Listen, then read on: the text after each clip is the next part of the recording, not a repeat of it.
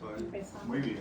Teníamos, antes del receso, una pregunta sobre cómo se iba a dar esa conflagración final de Dios destruyendo a Satanás y a las naciones que se reúnen contra él después del milenio, pero vamos a llegar allá en un momento breve. Así que estamos diciendo que Satanás, una vez el Señor Jesucristo venga y aparece, destruya a la bestia del falso profeta, atará a Satanás para que no engañe más a las naciones.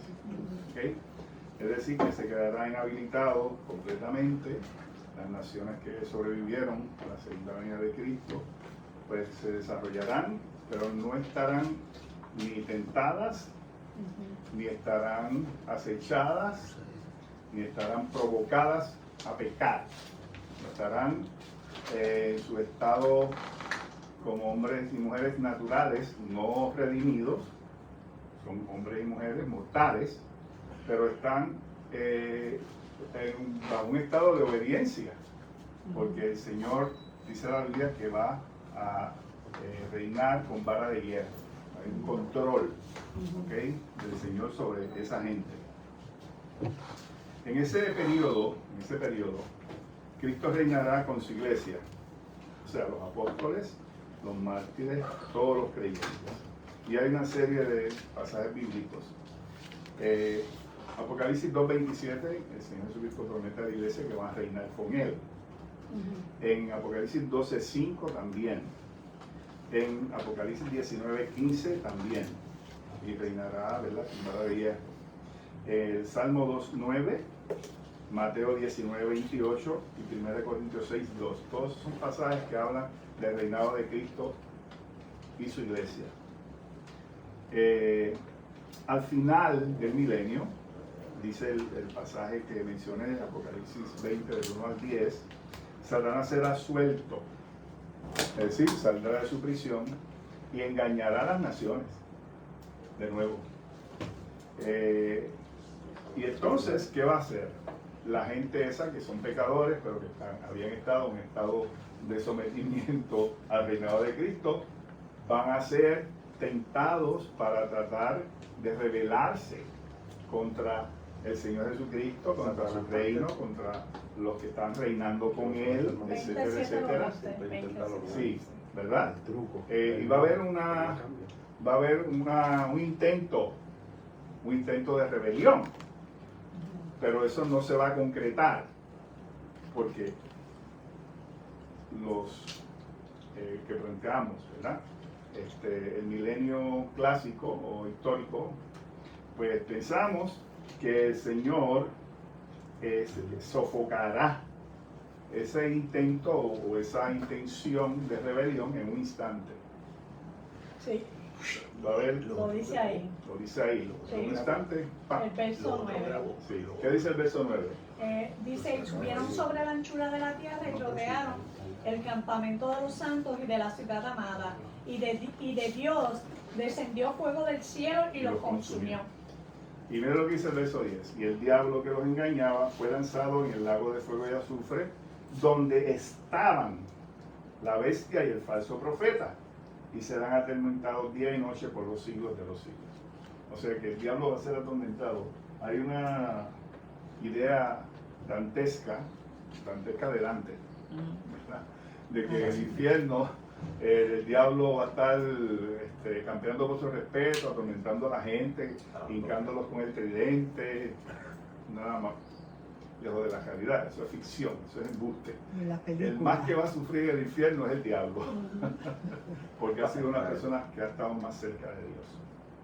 Pero ¿sabes cuál es el noveno anillo del infierno de Dante?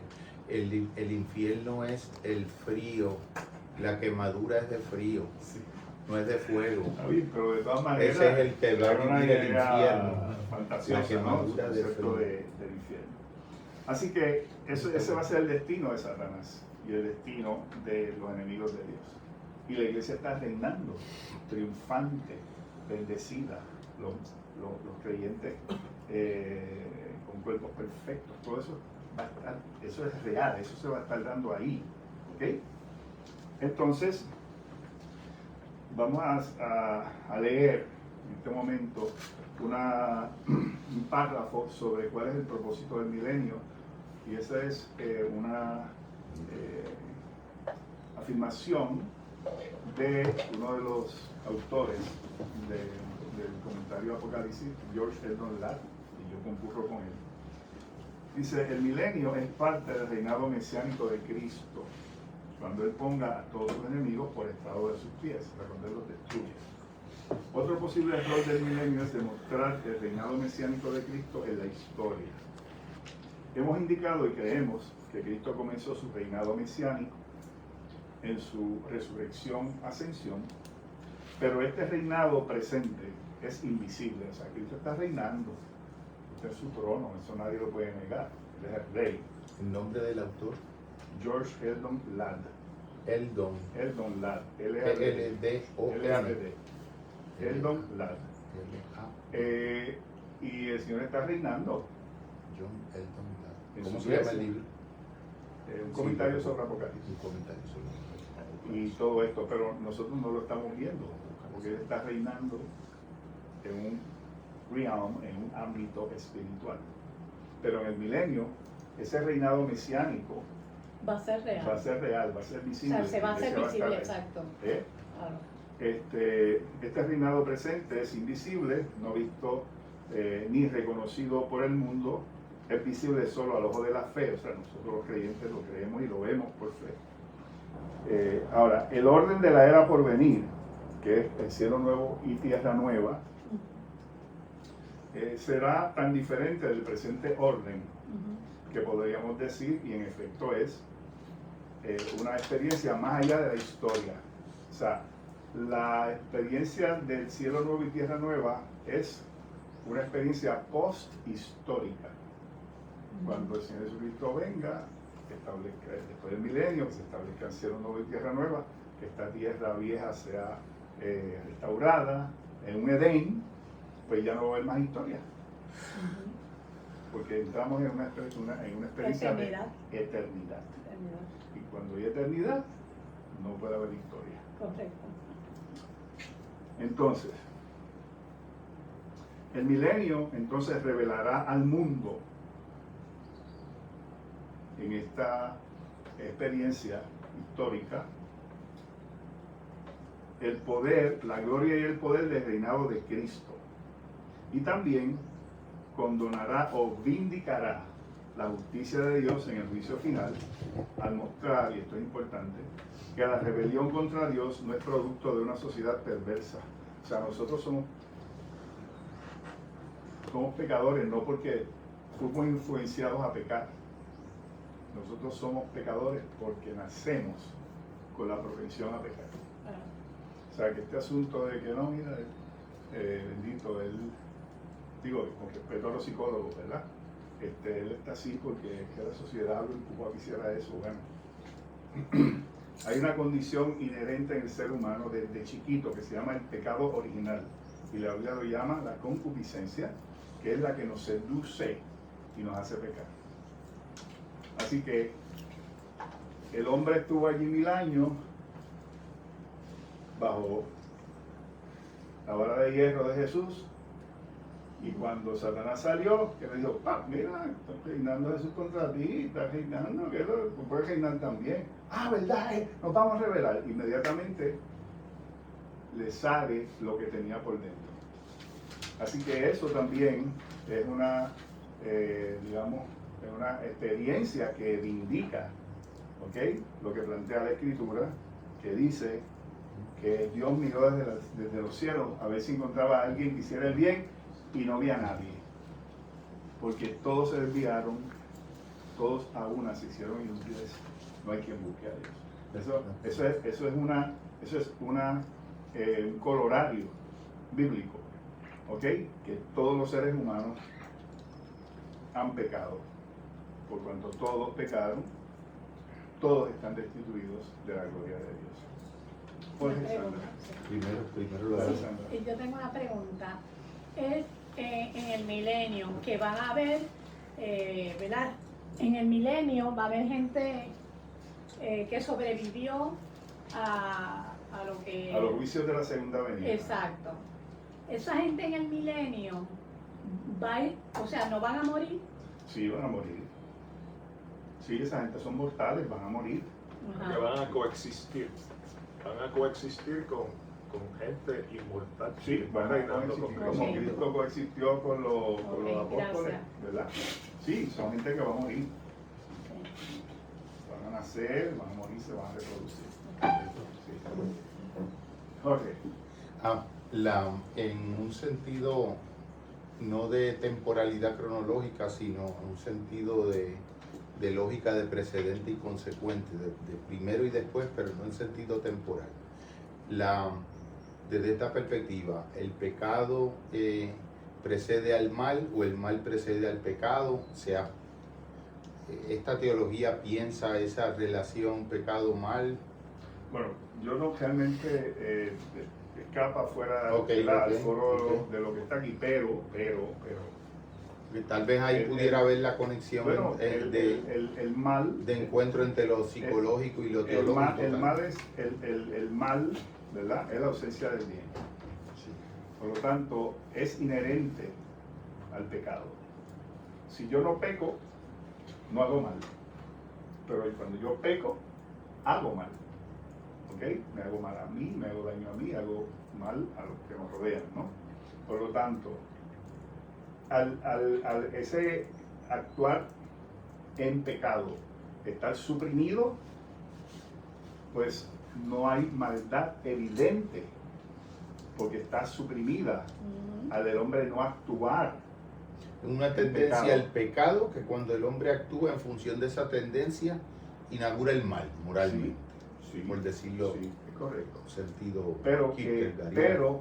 que lo que plantea la es que nadie puede decir, mira, yo no me merezco Claro, el claro. juicio porque a mí me hicieron pecar. Ujú. No. El ser humano que no ha sido regenerado, que no ha nacido de nuevo, peca. Ese es su estilo de vida. Ujú. Ese es su modus vivendi. Y la forma de saberlo es búscate los 10 mandamientos como referencia, como regla, y compara Es un filtro. la vida de esa persona o de los seres humanos. Sí, sí. Y tú vas a ver que algunos de esos, si no todos, son violados continuamente sin sentirse mal. Porque yo como cristiano puedo pecar, pero yo peco y me siento mal cuando peco, porque el Espíritu Santo me redarguye y no es mi deseo ofender a Dios, aunque en mi vulnerabilidad y mi debilidad humana puedo caer. Sí, El que no es regenerado, el que no ha nacido de nuevo, peca como comerse un guineo, o sea.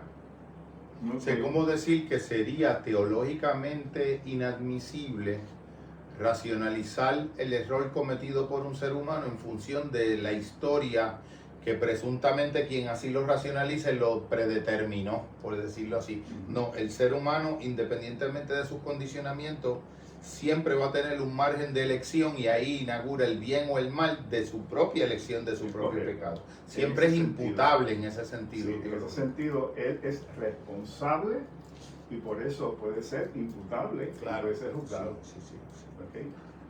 Nadie lo obliga Por a supuesto. pecar. Él peca. ¿Ok? Muy bien. Así que ¿Vas a Eh, preguntar? nos vamos entonces ahora El 21. al juicio final. No, porque queda el juicio final. En Es el capítulo 22. El juicio final está en el capítulo 20 del 11 al 15. 20 del 11 al 15. Del 12 al 15. Ahí en el juicio, una vez termina el milenio, Satanás es juzgado, ¡pah!, El lanzado al juicio lago de ante el fuego. gran trono blanco. Viene entonces el juicio ante el gran trono blanco. Y ahí dice que todo el mundo va a estar ahí frente a ese juicio. Todos los que han muerto van a estar ahí. Los que se ahogaron van a estar ahí. Los que se entejaron van a estar ahí. los que estaban en Hades, es decir, en ese estado intermedio entre la muerte y la resurrección, van a estar ahí. Todo el mundo va a estar ahí. Y entonces, de forma metafórica, dice Juan que se abrieron los libros. Eso lo que quiere decir es que todo lo que hemos hecho en la vida, en nuestra vida completa, desde Adán hasta acá, todo el mundo está retratado. Todo el mundo está retratado. Nadie puede decir, tengo un as debajo de la manga, que Dios no lo sabe. Absolutorio, autoabsolutorio. Eso es así, se abren los libros. Entonces, ¿verdad? Uno piensa, ¿cómo será eso? Bueno, no me preguntes. ¿Hay algún tipo de exégesis en términos de eso que sería como una especie de memoria infinitamente infinita en la mente de Dios, No, un pues, atributo claro. de que nada se Eso pierde se de lo llama, acontecido, eso tiene lo un que ha nombre. sido no puede dejar de haber sido. Eso tiene un nombre, omnisciencia. Es el atributo de la omnisciencia de Dios. ¿Ok?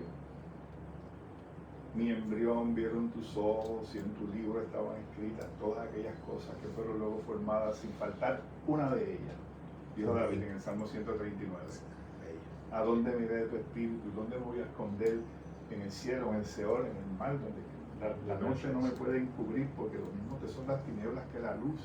O sea, el salmista lo dijo en el Salmo 139, Dios es omnisciente, Él lo sabe todo.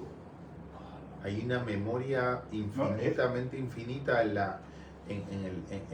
la transición, el devenir de todo lo creado que está en la mente de Dios. Bueno, es el Dios eterno, siempre ha Es la existido. omnisciencia, eso es omnisciencia, Él Sí, sabe exacto. todo. Si no, no fuera Dios, realmente. Exacto. Los atributos de Dios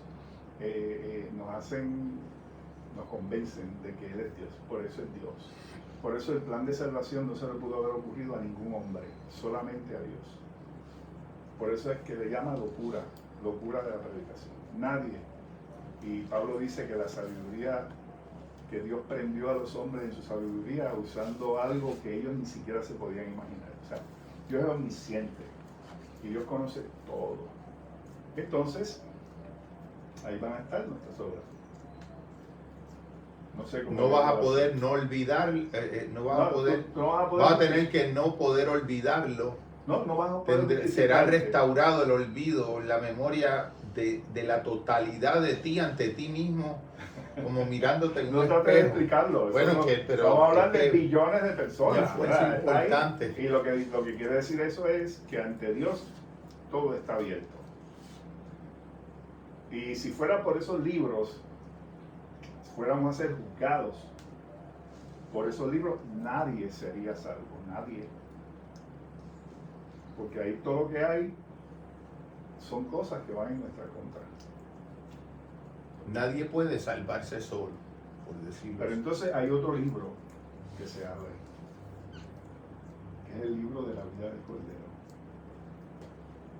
Y ahí en ese libro están escritos los nombres de aquellos que, a pesar que en estos libros hicieron cosas malas, en un momento dado creyeron en Cristo por fe, fueron declarados justos y entonces aparecen en esos libros.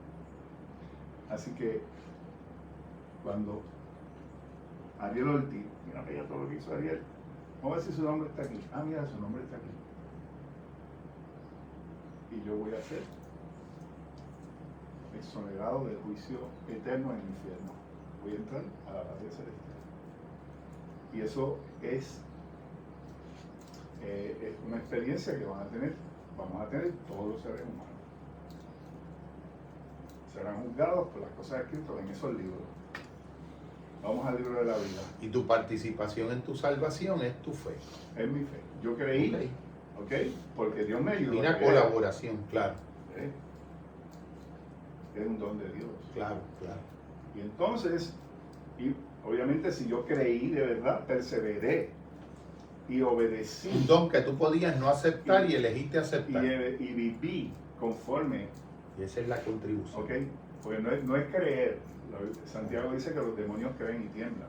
Creer no es conocer que existe Dios. ¿En dónde es que Santiago dice eso para después buscar lo que me gustó? Pues tiene 5 capítulos, Ok, Santiago, pues, así que en uno de esos capítulos, creo que en el capítulo Lo leemos 5, completo. en el capítulo Claro. 5, que dice que los demonios creen y Qué tiemblan. bien, qué bien. O sea, creer en Dios no es creer que Él existe. Si tú le preguntas a la persona más inmoral que tú te puedas imaginar, a un político, que yo creo que están por ahí en ese Sí, yo creo que Dios los mío. políticos son las personas más inmorales Ay, que Dios puedan mío. existir. Tú le dices, ¿tú crees que Dios existe? Dicen que ¿Y sí. qué van a decir? Que sí. Claro que sí que creo que Dios existe. ¿Eso es ser salvo? ¿Eso es haber creído? ¿Eso es ser un cristiano? No. No. Ser un cristiano es tú darte cuenta que has ofendido a Dios, que has pecado contra Dios, que has violado su ley. Sentirte mal por esa ofensa, arrepentirte de esos pecados, creer en Cristo. El que cree en Cristo tiene vida eterna. Creer en Cristo, ¿ok? Y perseverar. El que cree persevera. Es decir, entra en una experiencia de vida en donde tú te gusta servirle a Dios. Te gusta la palabra de Dios. Te gusta ir a la iglesia. Te gusta orar. Te gusta compartir el evangelio. Esas son las obras que Dios nos hace hacer a los creyentes. ¿Ok? Hay un cambio medular, sustancial. Por eso Pablo habla de que el que está en Cristo es nueva criatura. ¿Ves? Por eso es que se habla de nuevo nacimiento, el que no naciere de nuevo. Y eso se trata de una metanoia, media vuelta. Voy por aquí, doy media vuelta y camino en otra dirección. Pues esos son los que van a estar escritos en el libro Es de la como vida. decir, te asumes equivocado y después quieres indagar en el discernimiento para tu compunción y arrepentimiento de la naturaleza específica de tu equivocación, de la mía, el otro, pues la del otro. Pero eso es algo, Jorge, Ya. que es bien fácil de explicar. O sea, ¿Crees? no hay que complicarlo ¿Tú tanto. crees que es tan fácil? Ok, no hay que complicarlo tanto. No creo que sea Hay una tan cosa fácil. que se llama pecado. Ok. Y pecado es transgresión, transgredir la ley de Dios. Tú escuchaste el Evangelio de salvación. Cristo vino al mundo, derramó su sangre, dio su vida por ti. ¿Ok? Y si tú crees eso por la fe, y tú invitas a Cristo a tu vida con fe verdadera, tú eres salvo. El que tiene al Hijo tiene la vida, el que no tiene al Hijo no tiene la vida. El que cree en mí, como dice la Escritura, dice Jesús, va a ser salvo. ¿Ok? Entonces ocurre en la vida del ser humano, porque no hay una transacción mental, esto es algo totalmente espiritual.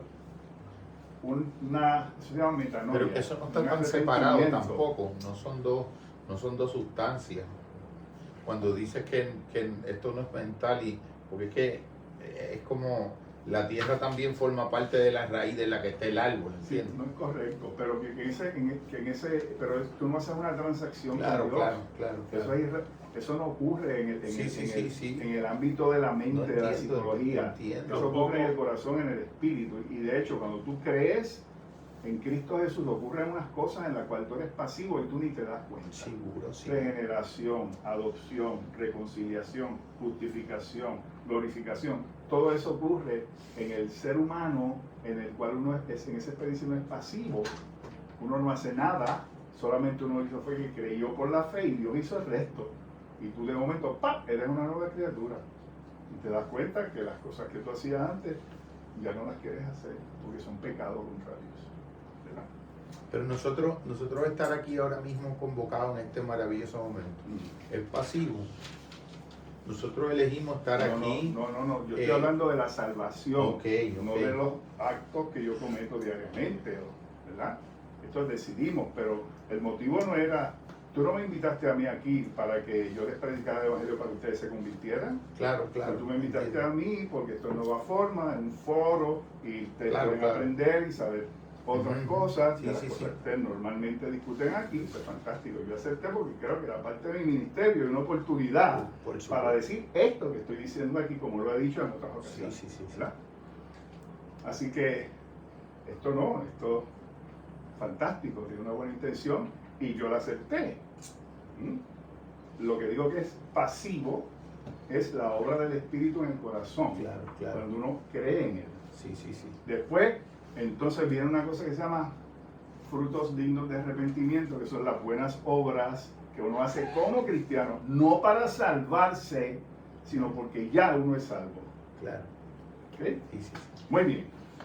Juicio final, entonces, solo aquellos cuyos nombres estén escritos en el libro de la vida entrarán en ese reino eterno que vamos a hablar ahora, que está en los capítulos del 21 al 22, 5. Y en este pasaje, ¿verdad? El capítulo completo 21, parte del 22, lo que encontramos es que Dios va a restaurar o redimir la tierra. Hay una controversia teológica. Si lo que Dios va a hacer es que va a destruir esta tierra y va a crear una nueva, o Él esta tierra la va a redimir, o sea, la va a transformar y a restaurar. ¿Ok? Muchos somos los que creemos que Él no va a destruir la tierra. Él lo que va a hacer es que la va a redimir, a restaurar, a renovar, va a eliminar todo aquello que afectó la creación, porque ahora mismo veníamos por ahí y habían árboles secos, Ya, feos. tan temprano, ¿Ok? primavera. Eso es parte del pecado. La Empezando tierra iba a dar primavera. abrojos y espinos Ujú. a causa del pecado. Cuando tú siembras algo y no se da, como me pasa a mí en casa, Está bueno. me pasa a mí, Está bueno. es a mí, No es tu ¿ok? Eso es porque el pecado afectó la tierra y me da abrojos y espinos, Está bueno. ¿ok? Este calor sofocante, Comenzando primavera. Ay, Dios mío. ¿verdad? Es parte de eso. Y todo lo demás. Bueno, Primavera. los temblores de tierra, todo eso. Y por eso Pablo dice en Romanos, capítulo 8, que la tierra gime a causa del pecado. Romanos Vamos a 8, leer el del 19 al 21, 22. es esperanzador. ¿Ah? Después de tanto, de todo lo que has dicho, impresionante, profundo, ¿verdad? Impactante sobre todo. El capítulo 21 es bien Sí, esperanzador, bueno. se merece que se lea. Sí, el capítulo 21, no, yo se lo De digo los que ustedes lo primeros. lean. No, Bueno, pero dice- los versículos hasta el 4. Pues léelo tú, vamos. Ah, caray, bueno. Cielo nuevo y tierra nueva. Vi un cielo nuevo y una tierra nueva, porque el primer cielo y la primera tierra pasaron y el mar ya no existía más. Y yo, Juan, vi la santa ciudad, la nueva Jerusalén, descender del cielo de Dios, dispuesta como una esposa ataviada para su marido. Y oí una gran voz del cielo que decía: He aquí el tabernáculo de Dios con los hombres, y Él morará con ellos, y ellos serán su pueblo, y Dios mismo estará con ellos como su Dios. Enjugará Dios toda lágrima de los ojos de ellos, y ya no habrá muerte, ni habrá más llanto, ni clamor, ni dolor, porque las primeras cosas pasaron. Amén. Eso es hermoso y es esperanzador. Pero recuerden, ya la iglesia que está escuchando eso ya estaba en un modo de gozo, porque ya la iglesia había recibido la información de que venía unas bodas, que vieron a Cristo venir en su segunda venida, ¿ok? Así que ellos ya estaban anticipando eso. Claro, cuando ellos leen eso, dice, eso colmó la copa del gozo y la alegría y la esperanza, ¿no? Porque eso que está ahí no es para todo el mundo. ¿Ok? Eso que está ahí no es para todo el mundo y ustedes saben para quiénes son, para el pueblo de Dios. Y dice ahí que la tierra jamás será afectada por el pecado. El pecado va a ser erradicado por completo. También las figuras descriptivas de esta nueva tierra son las de un paraíso, un Edén. O sea, se cumplirá el plan de Dios perfectamente como fue esbozado desde el principio y viviremos en un Edén. Si usted compara los primeros 2 capítulos de Génesis, que ahí hay un árbol de la vida, Dios está con Adán y Eva, había unos ríos y una cosa exuberante, preciosa, y comparas lo que dice Apocalipsis 21, que hay unos árboles que dan su fruto Para las naciones. para las naciones 2 veces cada Mensualmente, fruto, ¿verdad? Mensualmente, que hay un río que sale del trono de Dios y todo esto. Hay unos parecidos, semejanzas, y lo que entendemos los estudiosos de la Biblia es que estaremos en una experiencia edénica, como al principio. No va a haber pecado, nos vamos a poder comunicar con Dios, viviremos por toda la eternidad, como leíste tú, en una experiencia, muchachos, ¿quién no quiere estar ahí? Superlativa. ¿Quién no quiere estar ahí? Todo el mundo quiere estar ahí. Pero se entra por una puerta y hay un solo camino. Cristo dijo, yo soy el camino y yo soy la puerta, ¿verdad? Así que eso es así. Solo los fieles creyentes disfrutarán de este paraíso. La iglesia entonces, aquí es que se ve entonces las bodas reales, las bodas del Cordero. La esposa del Cordero vivirá en comunión íntima y perfecta con su Dios por toda la eternidad. Y leemos ahí que desciende a Jerusalén celestial y aparecen unas dimensiones tremendas, y todo eso lo que habla es de la perfección de la iglesia, y esa descender la ciudad de Dios como una esposa ataviada para su marido no es otra cosa que la boda del Cordero. Entraremos en una experiencia de unidad perfecta, de una intimidad para toda la vida. ¿Ok? Y entonces, finalmente, con esto vamos a terminar, los versos del 6 al 21 del capítulo 22. El epílogo del libro de Apocalipsis. Y hay 5 bullets. Número 1. Se reitera la realidad del regreso inminente del Señor. He aquí, yo vengo pronto y mi galardón conmigo. Sí, lo reitera. Número 2. Se reitera la invitación a venir a Cristo para ser salvo. Ya aquí no hay visiones. Se acabaron las visiones, se acabaron las revelaciones en el capítulo 22 hasta el 5.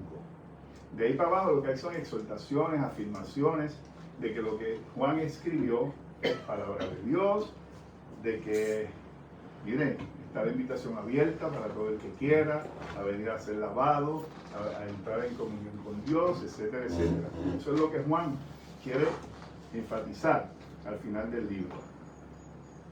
Se insiste en que los creyentes vivan en santidad, o sea, tratando de agradar a Dios, de vivir para Dios, alejándose del pecado y vivir para Dios. Y eso, leyendo la Escritura, podemos identificar qué cosas le gustan a Dios y qué cosas no le gustan. Se hace una advertencia solemne, escuchen esto, sobre el castigo que espera a los que menosprecien las palabras dichas y escritas por Juan en este libro. Nos vemos, John P. Dios te bendiga. El libro, los versos 18 y 19, dice: el que le quita o le añada a esta profecía, también va a tener problemas. ¿Okay? Porque si tú le quieres quitar a lo que Dios dijo, estás diciendo que lo que Dios dijo no es completo. Y si le quieres añadir, estás diciendo, mira, te falta algo. O sea, lo que Dios hace es perfecto, punto y se acabó. O sea, nadie debe ni quitar, ni añadir, etc. Entonces se hace esa exhortación. Es decir, lo que ustedes escucharon o se le ha leído, is enough. ¿Ok? Es suficiente. No hay que añadirle nada más. Jesús hizo un milagro extraordinario cuando caminaba aquí. Multiplicó panes y peces. ¿Ok? ¿Cuántos peces hay? ¿Cuántos panes hay? ¿Cuántos eran? 5 panes y 2 peces. 5 panecitos y 2 pececitos.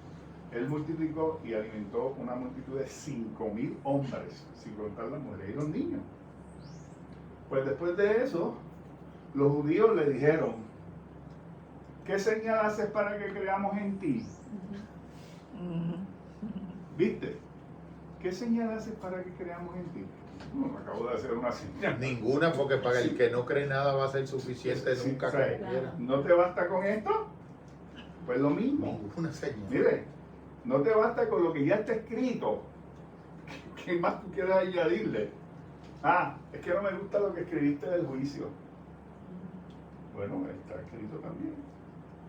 ¿Okay? Esa es una advertencia para que tomemos en serio la palabra de Dios. Y Juan termina la carta.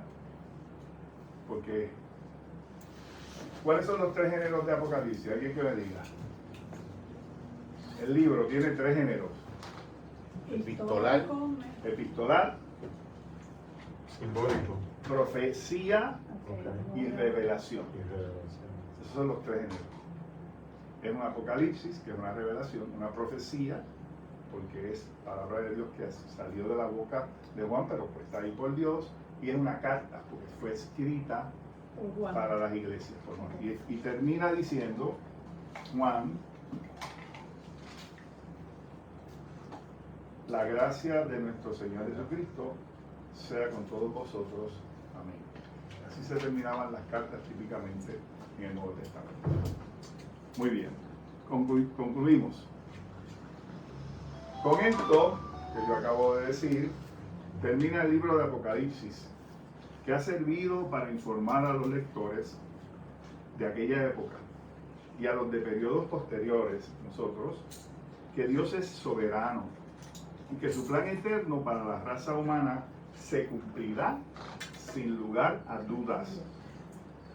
Durante el periodo intermedio, es decir, desde que Cristo se fue hasta que va a volver, habrá hostilidad y oposición.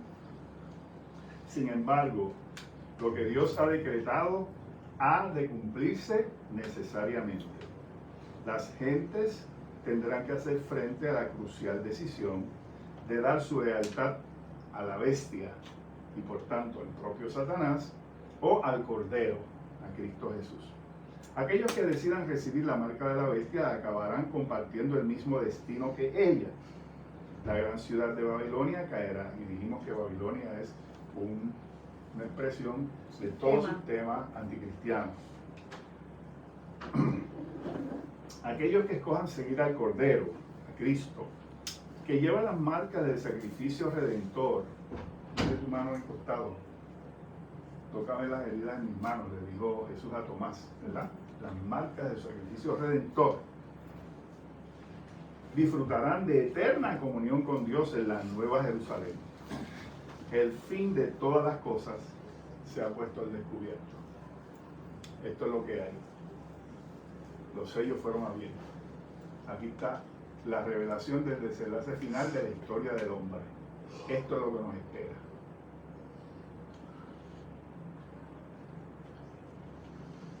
Y esto es así ante los lectores del libro de Apocalipsis y nosotros que también lo leemos y lo escuchamos. Toda incertidumbre respecto al escatón o al fin ha sido disipada. Ya no hay duda, saben exactamente, aquellos hermanos sabían. Ya sabemos, qué bien. Se anima a los creyentes a permanecer fieles y confiados, esperando con expectación el regreso de Cristo, quien destruirá para siempre toda maldad y dará entrada al estado de bienaventuranza eterna. Amén. Ven, Señor Jesús. Esta es la conclusión que da otro de los comentaristas que yo sé, que se llama Robert Mounce, y es tremenda conclusión. Es un resumen bien condensado, pero al grano. Así que con esto terminamos el libro de Apocalipsis. 2 años. 2 años en esta experiencia. Agradezco a Jorge por la invitación. Y agradezco a los fieles, ¿verdad? Que han estado exposición tras exposición aquí. Y esos serán acreedores Fieles de un a la certificado que Nova Forma nos va a extender por participar en esta experiencia en algún futuro cercano, y él nos Esta convocará semana. para eso. Yo quiero hacer una oración y darle gracias a Dios, ¿verdad? Porque considero que esta experiencia de 2 años ha sido una gran bendición para mí. La gesta también. Ha sido una bendición para Nova Forma, porque eso está grabado, Claro. para los oyentes presentes y extendidos, porque han recibido el Evangelio. Y la responsabilidad mía es exponer la palabra de Dios, hablar del Evangelio, confiando que esta palabra llegue al corazón, como dice el profeta Isaías, Dios hablando a través de él, y así será mi palabra que sale de mi boca. No volverá a mí vacía, sino hará lo que yo quiero, y será prosperada en aquello para lo cual la envié. Esa es mi oración. Que esto tenga fruto para la gloria de Dios. Señor, quiero darte gracias por la bendición que me has dado de estar compartiendo con mis queridos hermanos y amigos esta experiencia de ir en esta jornada que Jorge dice que fue una gesta por 2 años, exponiendo, Señor, tu palabra con paciencia, en humildad, buscando dirección tuya. Gracias por este privilegio que me has dado de compartir esta palabra, y gracias por la presencia interesada de los que estuvieron aquí fielmente. Te pido que tú les bendigas, que tú les ayudes, que el conocimiento que hayan adquirido a través de estas exposiciones, Señor, trabaje en sus vidas, que sean mejores cristianos, y que el que no se ha convertido se convierta de una vez y te sirva de todo corazón. Pedimos, Señor, que tú bendigas a Jorge, mi anfitrión, Señor, y a su hijo, y que tú les ayudes en todas las cosas, les proveas sus necesidades. Bendice también, Señor, a Evelio y a Ana, Señor, que han estado fielmente aquí. Sana, te pido que sanes a Ana de esa condición que ella tiene. Gracias por mi amado hermano, Señor, que también fielmente estuvo aquí, a mi hermanita también, bendícela. Gracias por Emanuel, Señor, sin el cual, sin sus conocimientos, no hubiéramos podido entrar en esta experiencia también virtual. Y gracias por los que vinieron ocasionalmente, que también sé que han llevado algo en sus vidas. Y en fin, Señor, gracias por tu presencia cada vez que nos reuníamos, porque tu palabra dice que donde estén 2 o más reunidos en tu nombre, tú estás allí en medio de ellos. Y pido, Señor, que tú nos mantengas saludables y firmes, y que nosotros podamos, Señor, como decía Mati, mirar con esperanza el futuro que tienes para aquellos que creen en ti. Gracias te doy, en el nombre de Jesús. Amén. Amén. Que Dios les bendiga. Yo quiero decir unas palabritas. Me emociono. De agradecimiento y validación, no solamente porque eres mi hermano, te amo y te adoro, sino porque yo he sido una de las más beneficiadas, yo siento, porque tú y yo fuimos llevados a nuestra iglesia por mamá y papá, nuestros abuelos, y nos llevaron de la mano. Cuando yo fui creciendo y escuchaba el Apocalipsis, temblaba, porque tú dijiste unas palabras al principio donde dicen que la Biblia tiene un propósito literal, usaste la palabra literal, pero no se puede interpretar literal como el Apocalipsis, porque en esa niñez muchas ideas distorsionadas y en error, que yo crecí con ellas, me provocaban miedo.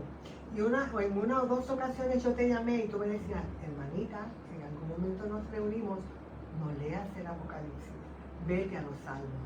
Esas fueron tus palabras. Y yo, ese mensaje esperanzador del Apocalipsis, jamás pensé que fuera tan esperanzador, porque se han hecho películas, lo han utilizado para crear miedo, infundir miedo. Y yo espero que muchos de estos oyentes, de estos receptores que han estado ahí, puedan cambiar esa idea y transformar esa idea, como me ha pasado a mí personalmente, que fui llevada contigo desde bien chiquita, de la mano, hacia la iglesia, hacia nuestra iglesia por nuestros abuelos. Y yo pues te agradezco profundamente, en profundidad, de verdad. Te amo. Evelio quiere decir algo. La imagen que me llevo en mi búsqueda y en mis encuentros en la fe cristiana en Cristo es una imagen recurrente donde veo a Juan en la isla de Patmos y Juan está ya mayor, está observando una revelación visual, o casi visual o visual, por no decir visual, y está observando a Jesús. Y entonces hay ciertas, vamos a decir, dubitaciones en Juan, pero Cristo le dice, no temas, y le extiende la mano, el brazo y la mano, yo he vencido al mundo. Esa frase, esa imagen la tengo recurrente a través de nuestros encuentros, ¿no? El sentido esperanzador del Apocalipsis. Tremendo. Ya que tengo el micrófono en la mano, yo voy a aprovechar de verdad para agradecer. Yo en mi particular, a lo largo de estos 2 años, la vida me ha dado una vuelta completa. ¿Sabes? Cuando empezábamos el estudio yo estaba en un momento, ¿verdad? A mitad estuve en otro momento y ahora termino definitivamente en otra dirección totalmente opuesta para donde iba y me gozo porque yo también iba a la iglesia y parece que a todos nos tocó ver The Omen y todos esos cucos. Y tú te acuerdas cuando Jaimito decía que la televisión era la cajita del diablo. Y sin embargo, ¿verdad? Como nos alimentaban desde niños esas imágenes de Apocalipsis. Yo escuché muchas veces, el querer el Apocalipsis se vuelve loco, o se muere del miedo, o sea, estos mitos que siempre, sistemáticamente, si fuera un poquito más a rajatabla pentecostal, te diría que el diablo ha puesto en el camino para que la gente tienda a preferir el malentender algo en lugar de desarrollar un instinto de búsqueda profunda, ¿verdad? Entonces, ese niño que habita en nosotros, que le gusta la aventura, tiene la elección de asustarse y retroceder y quedarse pues en lo mismo que todos dicen, o hacer lo que nosotros hemos hecho, algunos más pasivamente, otros más agresivamente, porque cabe destacar, ¿verdad?, las distancias que el siervo ha tenido que viajar para servir el pan del conocimiento. Y a eso le sumas el tiempo que tardó en introducirlo, vivirlo, procesarlo, sintetizarlo. ¿Cómo es? Para servirlo en la mesa. A veces se nos va de la perspectiva correcta socialmente, la labor individual que tenemos como individuo y la responsabilidad de educarnos del libro que lo documenta todo en orden perfecto y que está diseñado para el orden perfecto de una vida perfecta, pero solo en Cristo. Así que no es un club exclusivo, es una noticia vieja que se tiene que seguir renovando, Claro. porque la humanidad, a medida que va haciendo su evolución, que a veces pareciera que es para atrás, pues enhorabuena, Jesús y el mensaje no se detiene, se sigue repitiendo. Ahí lo vemos en el Apocalipsis, el diablo nada más sabe hacer una sola cosa. Oye, lo castigan, lo ponen en stop, lo detienen, le dicen que te estés quieto y tan pronto lo vuelven a soltar, vamos a lo que vinimos. Porque él no hay un plan, no hay una agenda, eso es su único instinto. Es como un perro asustado, lo único que va a hacer es morder, ladrar, gruñir, y si te acercas, pues tal vez te ataca. Pero, ¿sabes? Qué bueno poder despertar entre la multitud y decir, wow, yo también estaba ahí, yo iba en una sola dirección, yo no sabía hacer otra cosa. Pero qué bueno la oportunidad, hasta lo último, como tú dices, la última exhortación. Qué misericordia tan grande, ¿verdad? Como los días que pudimos compartir aquí, que muchos no tienen el privilegio ni de hacerlo, y muchísimo menos de internalizarlo y llevárselo al modo práctico en su vida, para que el Evangelio de Cristo deje de ser una religión, un mito, un miedo, o una película de Hollywood que sirvió para asustar más gente que las que entendieron el mensaje de lo que era una posesión demoníaca. Así que, ¿verdad? Agraciadamente, yo agradecido por mi experiencia y mi oportunidad aquí. Yo quería, aparte de agradecer a todos esta experiencia que me hace pensar en muchas cosas, y una de ellas es uno de los retos que a mí me parece que son fundamentales y la reválida del mundo contemporáneo, donde nos jugamos la supervivencia de lo mejor de lo humano, un esfuerzo de más de 2000 años de resiliencia y de continuidad, es poder propiciar una aventura de aprendizaje y de diálogo, de encuentro con lo diferente. Recuerdo cuando el gran maestro Antonio de Melo decía que el problema, todos los inconvenientes que representó el magisterio y la revelación de Jesús de Nazaret, Cristo, era que era demasiado nuevo.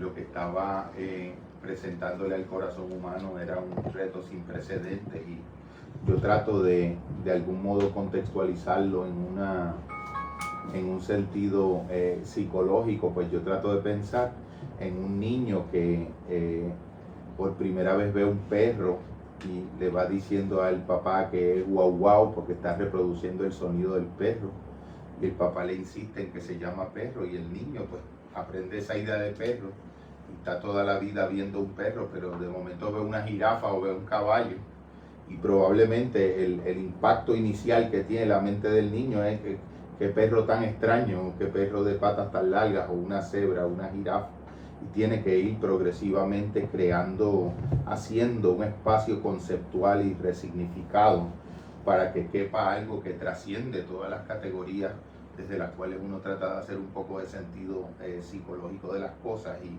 esta aventura espiritual representa un reto tal vez sin precedentes, que le hemos llamado en un sentido locura, no porque no haya una reflexividad profunda y un razonamiento consistente y profundo y válido y hermenéutico, escritural, filosófico sobre los asuntos revelados, sino reconociendo que la razón, con todas sus posibilidades, pues tiene enormes límites, y si podemos de algún modo incorporarla dentro de un conjunto mucho más amplio de lo humano y de lo divino en lo humano, creo que podemos como que orientar el camino en algo que dentro del proyecto en términos generales, filosófico y espiritual de este espacio de crecimiento humano de nueva forma, es una psicoespiritualidad, es poder generar este tipo de conversación donde podemos encontrar